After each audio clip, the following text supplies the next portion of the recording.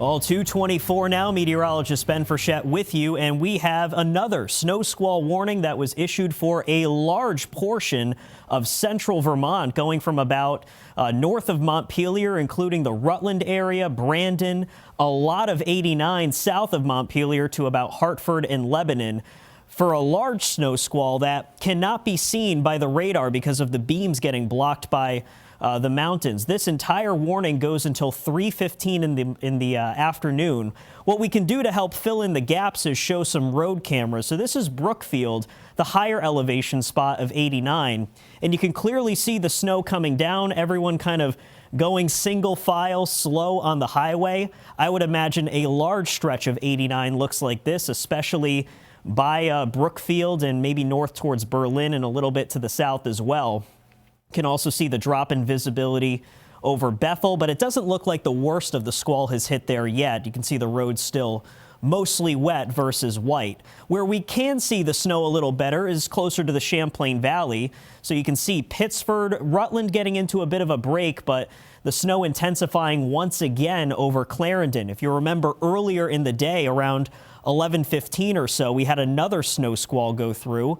So round two for some of these communities. Again, the reminder here, if you run into a snow squall while you're driving, safely pull over, wait for it to pass.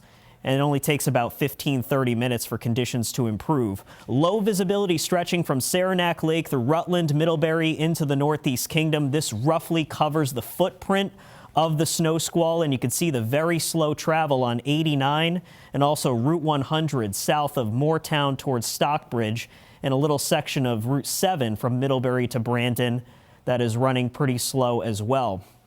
The reason this squall warning was issued, we believe, is because the wind component is now present across the region. Winds gusting 20 to 35 miles per hour.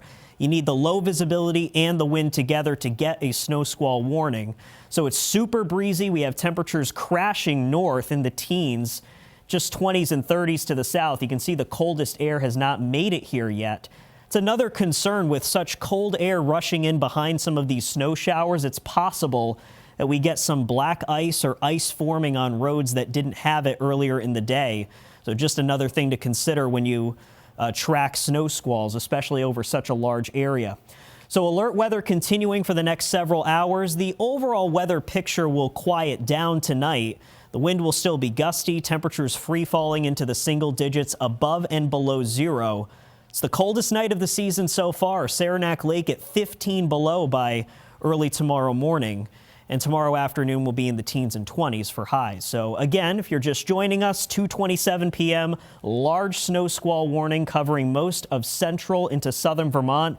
If you are driving in this general area, beware that you may find some real heavy snow, low visibility, and potentially icy road conditions. We'll be here in the Weather Center tracking the snow showers and squalls for you all afternoon. For now, we'll send you back to programming.